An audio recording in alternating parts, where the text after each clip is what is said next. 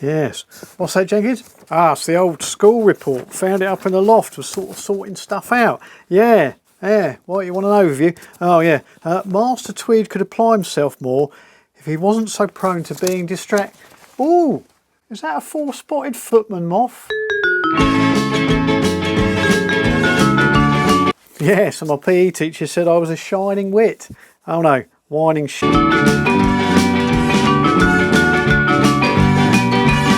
Yeah, definitely four-spotted footman. Hello, welcome to Tweed's Garage, where in this video we're doing more on the Scott. Yes, been busy, was waiting for the fork tubes to turn up, and was going to sort of wait for them, but they're taking a little bit longer than I thought. I thought they were in stock, but no, we've got to wait for them to be made, but that's okay. So yeah, we had a bit of mission creep, so stuff's been going on in the round, so let's go and have a look. So whilst waiting for parts for the front forks to turn up, thought I'd turn my attention to the transmission on the Scott. Didn't want to get into it too deeply, but you know, just get a general overview and see what needs looking at. I was hoping it'd all be sorted out, but the first issue I found is the outrigger bearing housing for the final drive shaft. Wouldn't go all the way back. There's a bit of a gap here, like you see, just there. Yeah, it won't go back there or on the other side as well. And I couldn't work out what it was, and something was fouling the sprocket. So yeah, removing that, I discovered yeah, this little rod here is sticking out too far. The others seem okay, but I don't know why this is out that far. So that's going to need looking at, but again, as I said, until the forks are together and it's rolling around, I can push it in and out of here so I can get access to both sides. I'm not going to get too involved, but the outrigger bearing is a bit crunchy, so I'll need to sort of look into that, see if I can sort of wash it out, see how bad the wear is on it, whether it needs a new one. So that needs doing. And then on the gear selector side, it doesn't seem to be working. You know, it should sort of push it down, and it should move this arm here and then move it down. I'm leaning over the bike, so I don't know whether you can see, but yeah, it sort of moves this arm here. Hang on, where are you? Yeah, moves this arm here down here. It should sort of move backwards and forwards on this indent. There's a sort of a ball and spring down here on the plate, but for some reason yeah, I didn't realise it was that solid. Yeah, it's solid, so it looks like I'll take this apart and check it all out, because it's got a couple of springs in it and there's a pawl in there sort of for locating. It's a bit wobbly. I'd like it sort of a bit more secure than that if we can. See, it sort of wobbles around a bit, so need to look at that. But yeah, need to find out why this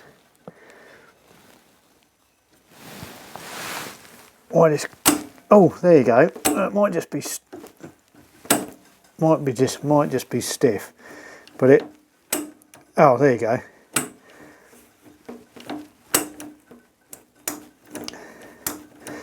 Yeah, it's a bit crunchy. It needs sort of looking at, try and get it smoother than that. So that's another job to sort of look at, but again, can't look at that until we turn the bike round. And I should be able to, these 3-speed gearboxes, you can literally just take the side off here, side casing, and get most of it out from this side without having to take the clutch apart. So yeah, another job to do, but we're going to deal with that outrigger bearing. So first thing to do to get to the bearing is to remove this cover here, and I have done it now. It's a very fine thread, and it was very hard to tell which way this cover unscrewed, but finally managed to figure out that it just it's not a normal right-handed thread. So with a bit of heat around the outer casing and gripping this one of these ears in the vise, putting a spanner on, it came off. Okay, right, now we have been in here before, hence the muck, but what we need to do is get this ring, this securing ring, undone off of the sprocket in there. You see, it's very hard to even see. I thought it was welded there. This, we can see there, there's sort of that that marking, machining marking there, it looked like it had a sort of bead of fine weld around it, but there is a, yeah, there's a gap there, and yeah, really tight fitting. And I wasn't sure which way this came undone. You know, sometimes final drives will have a sort of left-hand thread on, but I've also got a speedo drive from a later one that goes onto there and secures the bearings, but that has got a standard right-hand thread in it, so I know which way I've got to turn it to remove it. I'll turn it that way, turn it that way. Yeah, so I've tried heating it. We heat it quite a lot, but it's really effing tight, as they say. You can tell, yeah, all the grease has run out onto the bearing. That's what all this is. Made a tool, pop this in the mill, this piece of angle iron, and then milled this side down for clearance to get over the housing, and then milled 2 tabs to go in to the bearings like that. And then I use a piece of off-cut chain around the sprocket to help grip it in the vise without damaging the teeth. But really tight, and the trouble with this is you try and belt it, but because it's angle and the straight edge, you know, this sort of the profile is sort of, it's top heavy, it's always trying to lean over this way. So that was tool number 1, didn't work. Tool number 2, we found a piece of tubing in my scrap bin. Yeah, wanted to save the nice end, so just chopped a bit off the bottom end and then popped that in the mill.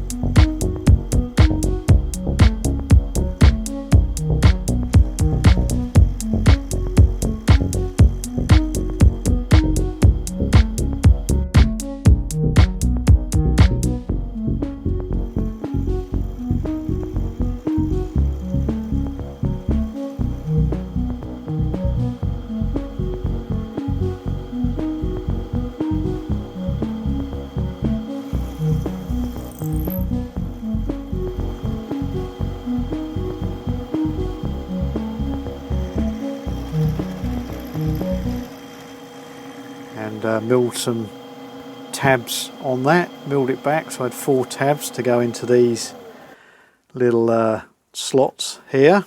So we ended up with this. Now, needed a little bit of filing because these aren't quite spot dot central to each other, so we had to do a bit of filing and fettling to get it to fit. It's quite a tight fit, which I don't mind. Needs tapping down to get down in there, but I think, yeah, the tighter it is, the more chance we've got of it not slipping off when we put some pressure on it. So got that, and then going to weld that onto another bit of angle iron. This bit of angle iron, which is yeah, looks like scrap, but this was a tool I made up for the Ford Transit to get down between the inner wheel arch and the engine to loosen or relieve the pressure of the belt tensioner when I change the belt. Yeah, it's ridiculous, isn't it? You've got to have something that thin to get on it to move it. Anyway, so what I'm going to do is, got plenty of angle iron on here and it kicks around the floor. Going to weld that in the middle there on the bottom, so that when we belt it, yeah, all the forces will be lower down rather than higher up. So that's the plan. So I'll go and weld that onto there. Right, there you go. Yeah, you missed a good bit of welding action there. Sort of welded on there. Unfortunately, I set you all up and forgot to press record. So I saw it, you didn't. Here we go. Right, let's get this on here where it's happiest. There, that's about its happy place, I think. Get that down nicely. Need to move it around so I can belt it. Oh, still toasty warm.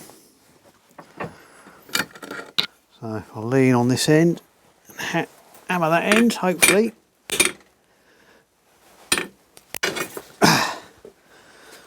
Did it go? Or did it just jump out? Bloody bugger jumped out. Jeez. This is tight.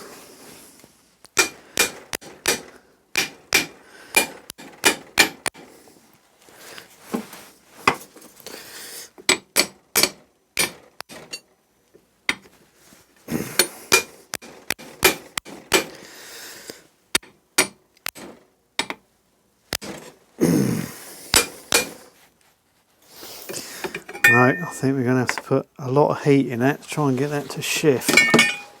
Okay, there could be fires.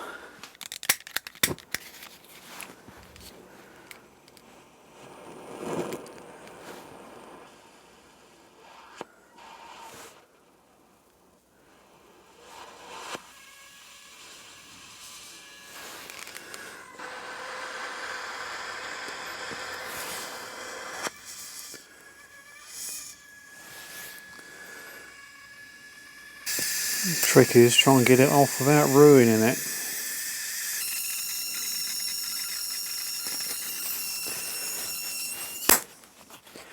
Let's give that a go.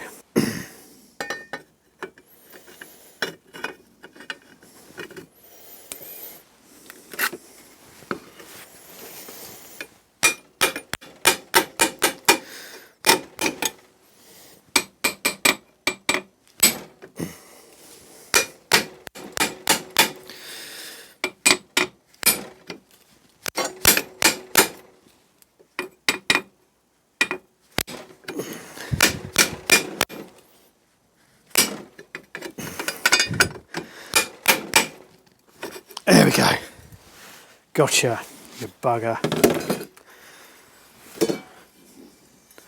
And try not to forget it's red hot.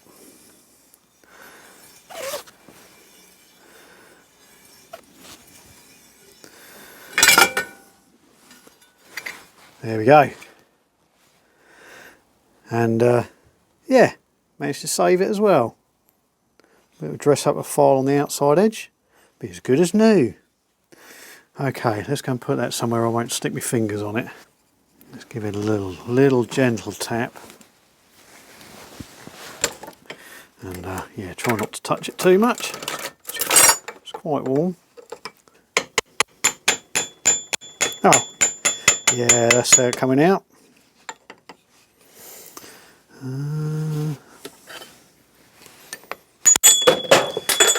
Pick that up, Jenkins. There we go. One hot gear. Then hopefully that bearing should just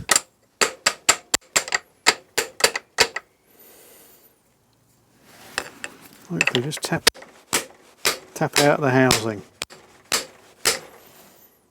Yep, it's coming out. Gentle tap. I'll tell you what, let's pull that out and hopefully we'll catch it.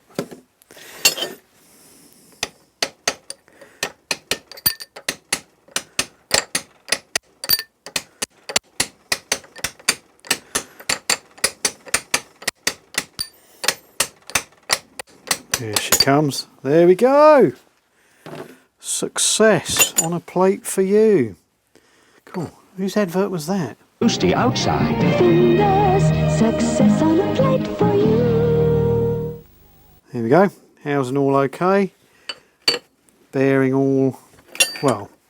We shall give it a clean and a solution and ultrasonic and see what it's like. If not, we'll have to source another one.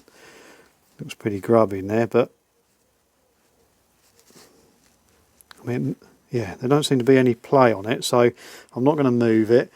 I'll just flush it all out with brake cleaner, chuck it in the ultrasonic, and blow it all out and then see what it's like dry. Yeah, I don't think we've put too much heat into it. Cages on those sides are a little bit warm, but I think that's just where the grease has got burnt off where I was using the blowtorch earlier. Yes, there we go. Oh, success. There we go. Pick that up, Jenkins. So we're continuing work on the Scott forks, but we've had a bit of mission creep, and it's got a little bit Scotty on the workbench. Well, in the whole workshop, really. But whilst we're awaiting parts for the forks, we're awaiting a new set of tubes to be manufactured and sent down. We have got the new fork seals to go in. Been doing a bit of painting here, tidying up.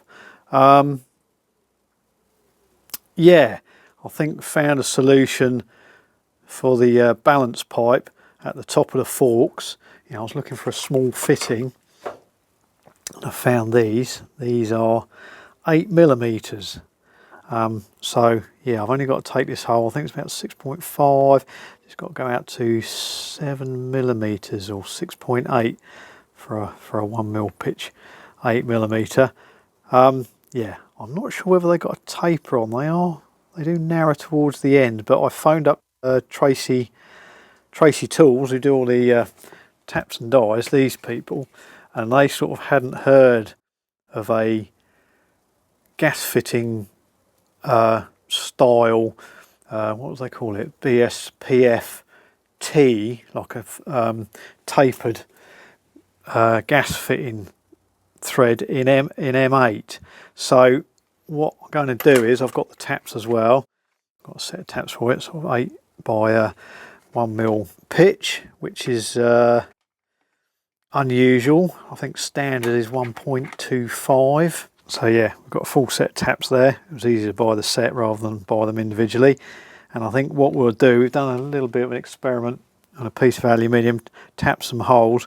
I think we can get away with using the taper tap to cut the thread, and then these will go in. They start off loose and tighten up towards the top, and with a bit of liquid PTFE or Loctite, I don't think we'll have any issue sealing those up. And then those are connected with this modern nylon 6mm tubing that just pushes into these and seals up. And then if you want to remove the pipe, you just sort of push down these collars and pull the pipe, and out it comes again. So yeah, there's that to do. Got to drill and tap these. So we'll set them up in the mill and try and sort of drill them nice and straight.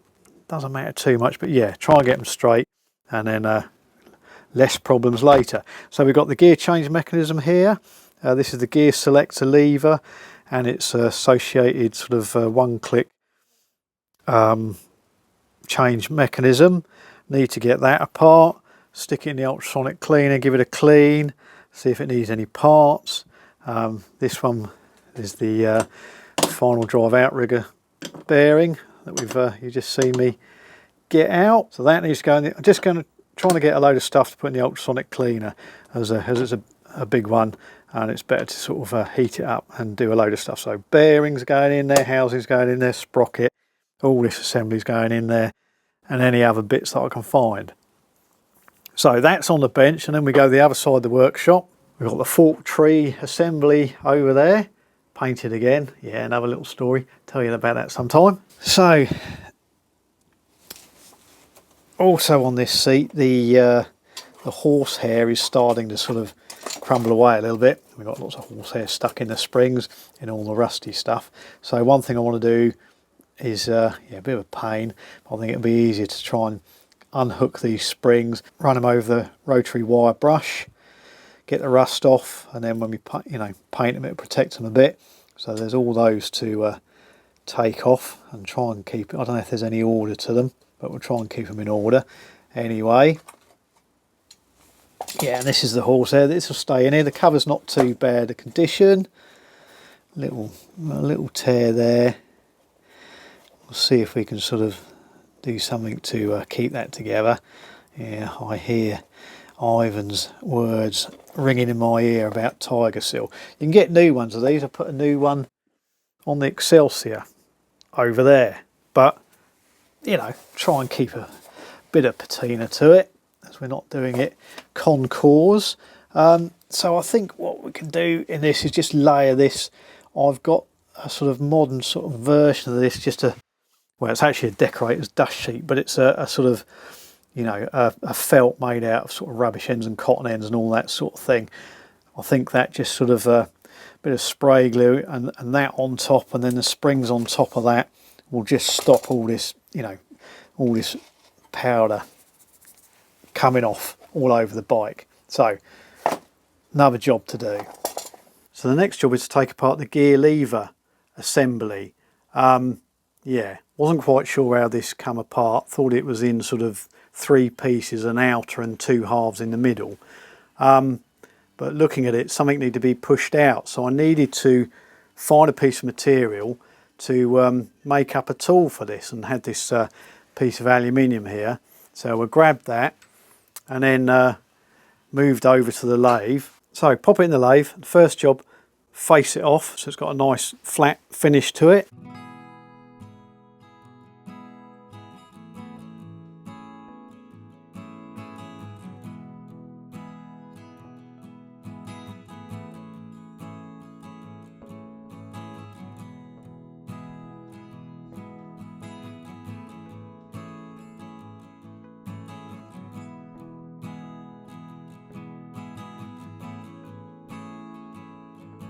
And then turn down the outside edge just far enough so I had a sort of true shoulder that I could spin the piece round after and machine it from the other side, and knowing it was all true.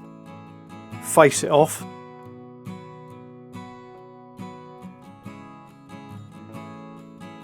With that done, bored out the first diameter all the way through, and this was the diameter of the body of the gear lever mechanism that was sitting inside what eventually turned out to be a steel ring.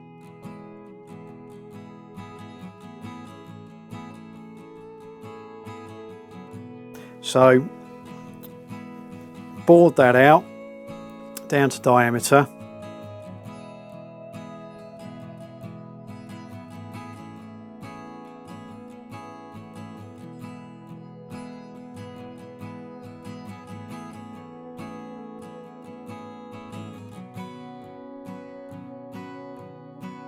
Then proceeded to bore the second diameter, which was the outside edge housing ring.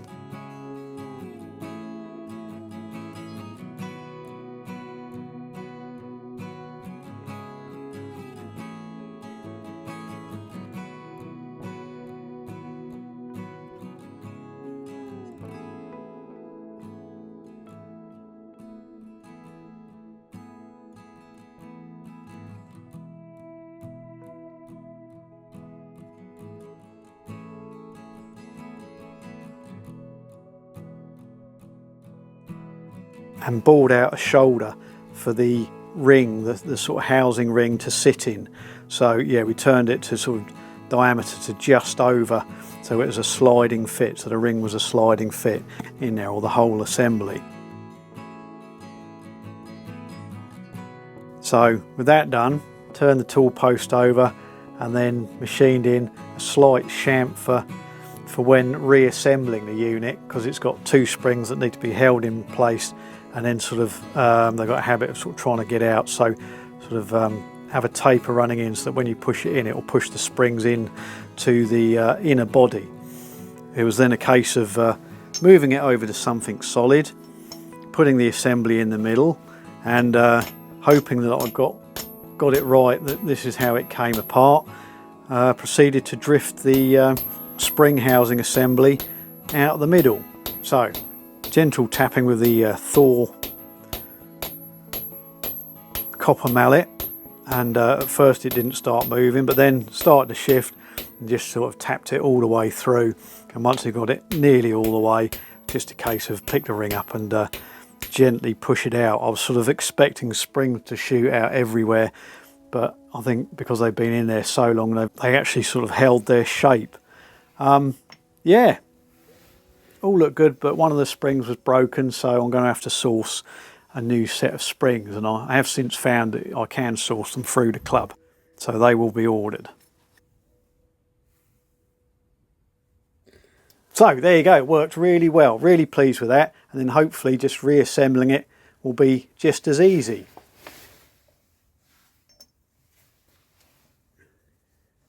And then we sort of started on the seat. I was just starting off to just change a set of springs, because these short springs were fitted, but it come with another 2 sets of springs. These ones, which are just about, how long are they? 6 inch. These are 6 inch. These are about 3 inch, I think. And they're a little bit low. The way the frame sits on the bike, to have the seat level, this front piece of the frame is very close to the top of the tank.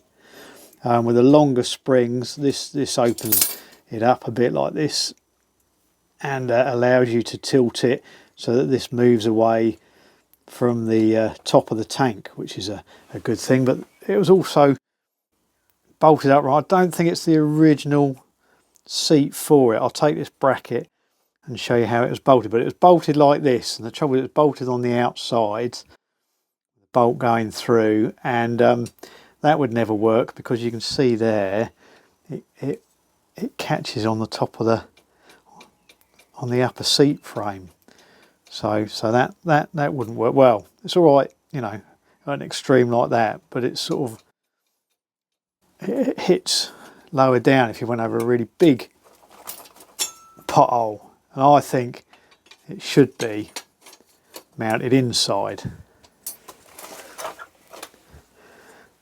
like that.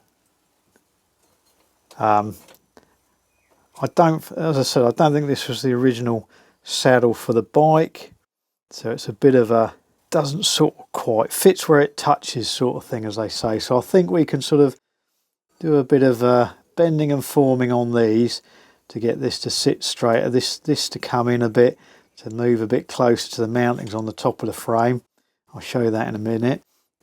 And then what I'm going to do in here is straighten these up so they run square to these outer brackets on the top seat frame, and then turn up a tube to go into here, you know, just to stiffen it up a bit, because the trouble is with just those 2 there, and all this springing and moving and twisting, you get quite a lot of movement on there. So I think a sort of tube spacer in there, maybe tack welded to each of those, you know, will stop it twisting. You know, you'll just get the up and down movement, but yeah, you don't want this twisting, because it's a bit weird when they start bouncing sideways.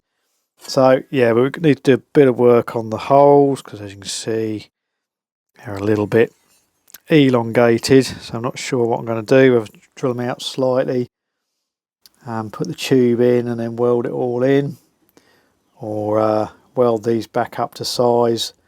Probably do that, and then just tack the tube on the insides of these, so it can always be returned back to how it was. But then you should be able to put sort of either a stud through there with threads at each end, so you can't do it up super tight, so it won't crush this and lock this in place, because you want this moving like that. And then what we need to do then is do some work on here. Well, I'll take you in to the bike and show you what I mean there. So this is the seat mounting lug on the top of the frame.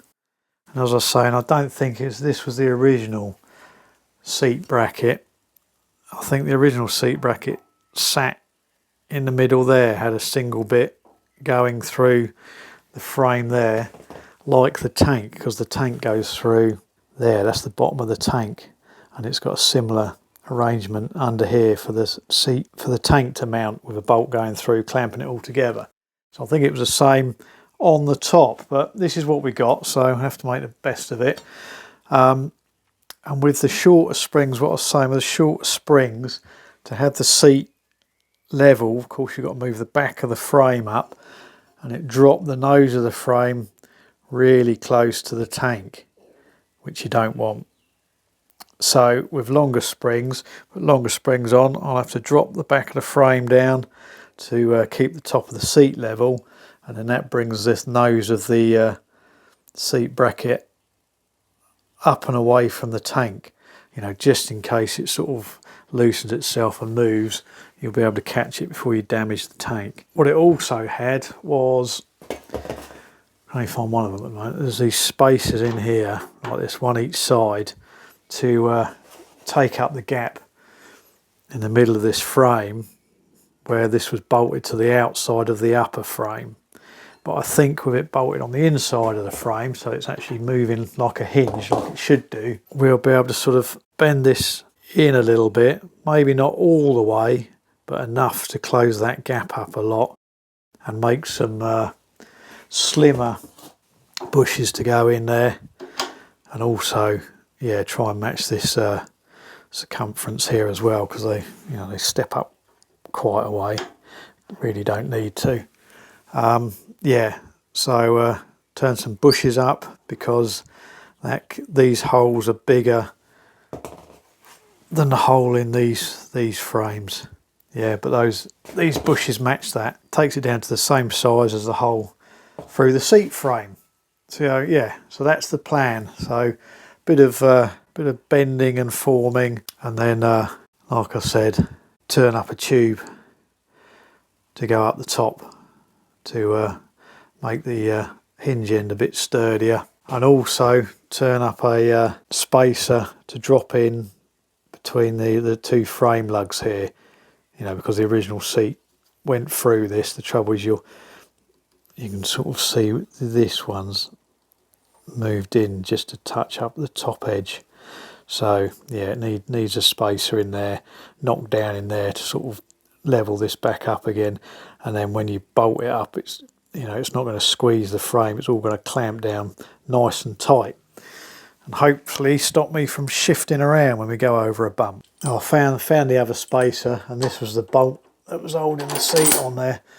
Yeah, way too long. Yeah, a bit unsightly, so if we can sort of slim all this down, that'll be good.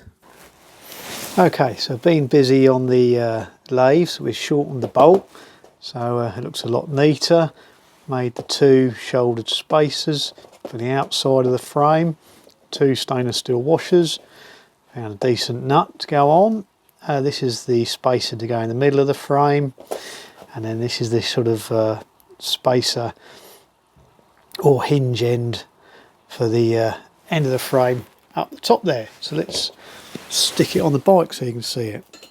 So there it is, assembled loosely on the frame, and then as you can see, these are the shoulder spacers, but you may note that one's wider than the other, and the reason for that is this lug on the frame is wider than that, and if you had them the same thickness, the frame would sit over slightly to one side, you know, making your seat a bit wonky. But now you can see it sort of, you hold it up above, look, it lines up quite nicely with the frame at the top, and when you when these come together, it lines up with the top of the frame. So even finger tight, it's started to firm it up quite nicely. We'll do a bit of forming on these to get these ends in together, because that's the width we need to go inside the upper seat frame. And what I might do with this spacer, rather than leave it rattling around, I might tack weld it to both ends of the frame to keep the end more stable, and also pop a grease nipple in here at the back so I can get in under the seat to pump some grease in, so it doesn't sit there wearing itself away like it has here. There'll be a bit of painting going on. Yeah, I'll paint these up black, same as the frame members, and yeah, weld this on and sort all this out and paint this like the rest of the seat base, and then it can all go back together and be bolted on the bike. Somewhere to sit, to have a brew.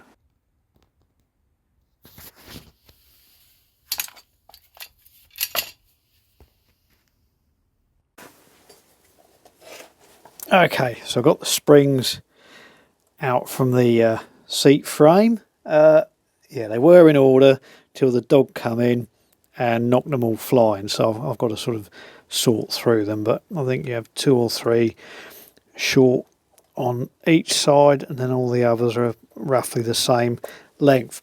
And I was going to take these off as well, but these are really tight on this, and I don't want to strain the hooks, so we'll just run the wire wheel over these and give them a good clean and a repaint. As yeah, nobody's going to look underneath at the springs and the seat, apart from Derek, the fin counter. He'll be there laying on the floor looking up going, oh no, 1937 Scott came with 9 springs on the front seat, not 10. 1, 2, 3, 4, 5, 6, 7. No, these have got 7, Norman, so you're wrong.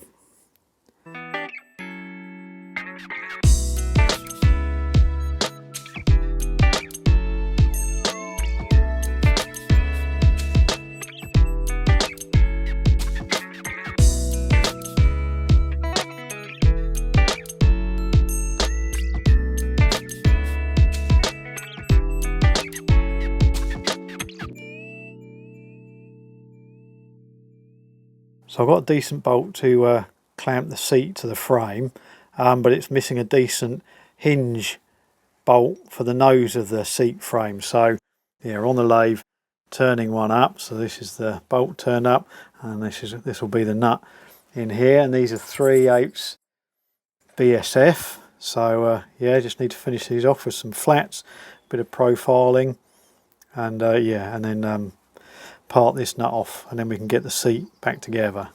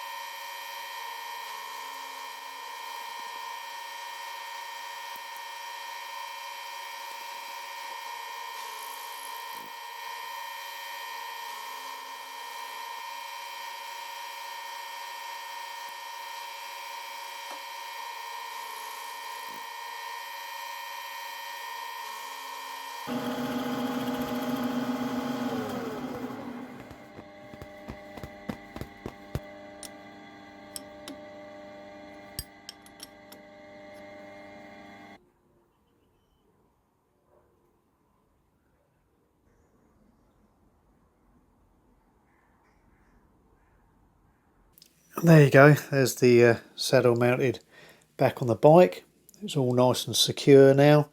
Plenty of clearance on the front nose of the seat. So yeah, there's no interference between there and the tank. Plenty of clearance at the back for when a mudguard is mounted on here. No chance of the seat clattering into the mudguard.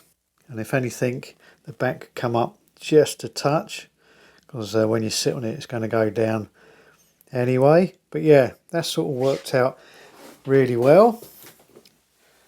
And then if you look up there, you can see there's plenty of access to get a grease gun in here onto that grease nipple there. The reason for putting it this way round is if it was on the front, you get all the weather going into it. So where it's mounted now, it's sort of protected from the elements. So there we go. Saddle back on, and we can move on to other things. So there you go, progress being made. I did discover earlier in the video that sort of extended grease nipple on the final drive outrigger bearing is for some Scots. I've got aluminium housings to go around cover the chains up and everything. You know, one on each side, one around the gear change side, one around the final drive side. But the ones I've got, they sort of got a cutout, so they fit around that final drive, fit around this like this. But I saw a picture of another Scot that had more of a sort of an aluminium plate that come down and over and covered this completely, and I spied a hole drilled in it and a sort of an extension, this extension nipple poking out through the housing. So that's what it was. It was for that. So whether this is off one that had that or whether this one had that before, don't know. But we're probably going to leave those all off because I quite like the look of all the chains, and you can get in there and oil them, and you can adjust them and you can see what's going on. So yeah, we'll probably leave them off because I think they're probably more of a faff having them on than having them off. Yeah. So that was that. Seat sorted, resprayed, back on there. Yeah, if you're going to sort of take one apart, yeah, be prepared for a bloody wrestle putting all those springs back on it. Yeah, it took me a good sort of, well, it felt like hours, but I think it was about half an hour. But it was, I started videoing it, and then yeah, it got too much of a fight, and then I got it all apart, and it was like buttoning your shirt. You know, when you button it all up and you found you got one buttonhole out on your button, sort of thing. I got all the springs in and found that I'd missed a hole, and they were all out of place.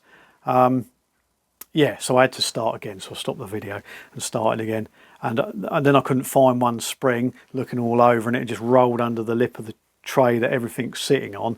So yeah, that wasted another half an hour. So it just seems little things like that keep wasting time. But anyway, progress made, bits and bobs done, and saddle on. Happy with that.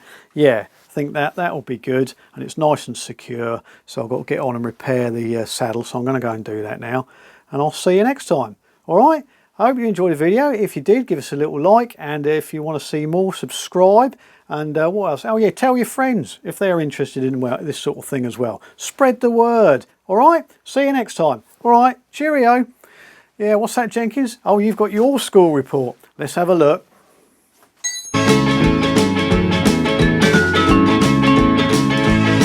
So the next job is to take apart the. So there you go, progress breed. Are we running?